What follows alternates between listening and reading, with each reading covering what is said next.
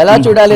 Red book పై BJP MLA Vishnukumar Raju గారు కూడా సంచలన కామెంట్స్ చేశారు. అంటే గతంలో చంద్రబాబుపై కోడిగుడ్లు కావచ్చు, చెప్పులు కావచ్చు, ఇలా నానా రకంగా అవమానం చేశారు.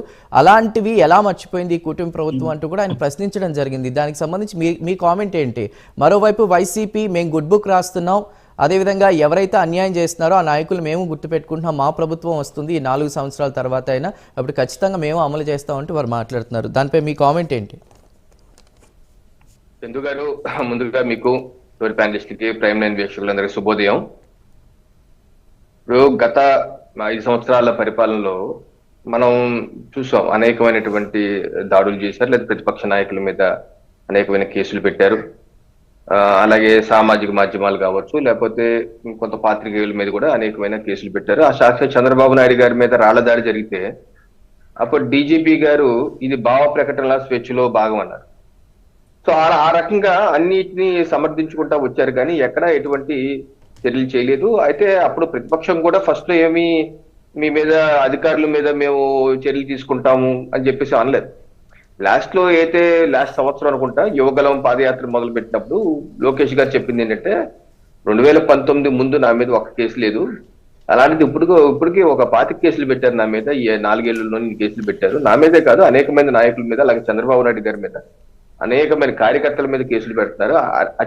ఇది చట్ట విరుద్ధంగా చేస్తున్నారు ఈ పనులన్నీ. సో ఎవరైతే యువ పాదయాత్రలో కూడా అడ్డుకుంటే అప్పుడు ఆయన చెప్పిన మాట ఏంటంటే, ఎవరైతే ఇలాగా చట్ట వ్యతిరేకంగా అధికారులు ప్రవర్తిస్తున్నారో, నేతలు ప్రవర్తిస్తున్నారో వారి మీద చట్టపరమైన చర్యలు మేము అధికారంలోకి వస్తే తీసుకుంటామని చెప్పేసి ఆ రోజు రెడ్ బుక్ ప్రస్తావన చేయడం జరిగింది.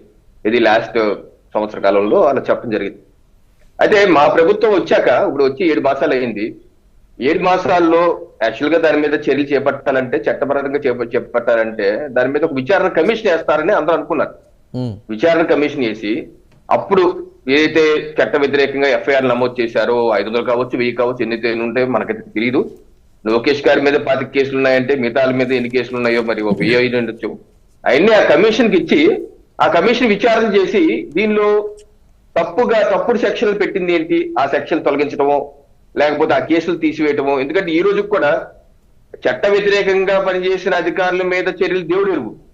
కనీసం ఈ 7 మాసాల్లో కార్యకర్తలు, చందు గారు, మేము బయటకు వెళ్తే కార్యకర్తలు అడుగుతున్నారు, బీజేపీ కానీ, జనసేన కానీ, సామాన్య ప్రజలు కానీ, అమరావతి రైతులు కానీ, అమరావతి మహిళలు కానీ, లేకపోతే పాత్రికేయులు, యూట్యూబ్ ఛానల్ నడుపుతున్న వాళ్ళు కూడా వాళ్ళే అడుగుతున్నారంటే, అధికారుల మీద చర్యలు దేవుడు ఎరుగండి, కనీసం మా మీద ఇటువంటి కేసులు పెట్టారు, కేసులు ఎందుకు తొలగించట్లేదు? ఏ కేసులు అయితే మా పెట్టారో ఆ కేసులు తొలగించాలి కదా. ఈ రోజు కూడా మేము విచారణకు ఎదుర్కోవాల్సి వస్తుంది, కోర్టుకో లేకపోతే పోలీస్ స్టేషన్ కో విచారణకు వెళ్ళవలసి వస్తుంది.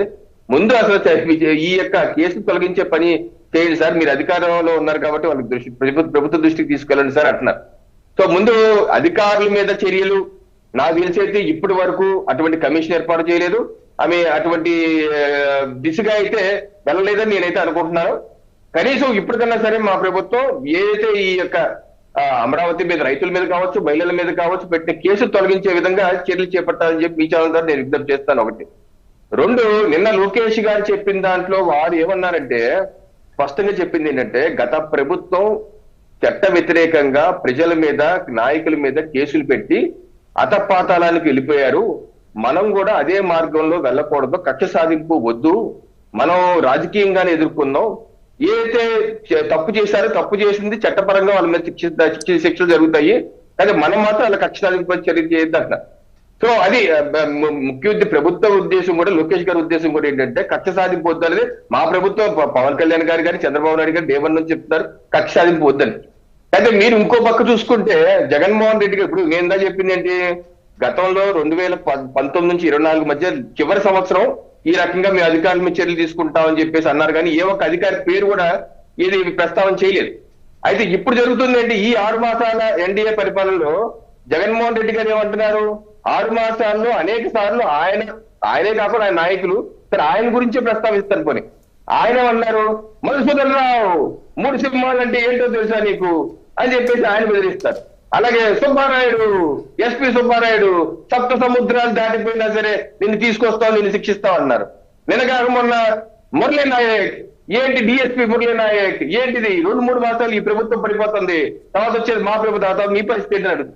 అంటే అసలు ఏమి చేయకుండానే ఇప్పుడు ఈయన ముఖ్యమంత్రి, మాజీ ముఖ్యమంత్రిగా ఉండి మొదటి 6 మాసాలు బెదిరించేస్తాడు అన్నది. బెదిరించేయడం తప్పని అంటున్న వైసీపీ నాయకులు మొదటి అక్కడేంటి 4 మాసాలు డీజీపీ కూడా వాక్ స్వతంత్రంలో భాగం దాడి చేసినా కేసు పెట్టమని ఆ రోజు డీజీపీ అంటే, ఇక్కడ అటువంటి దాడులు మాజీ ముఖ్యమంత్రి ఎటువంటి దాడులు లేదు, ఏమీ లేదు.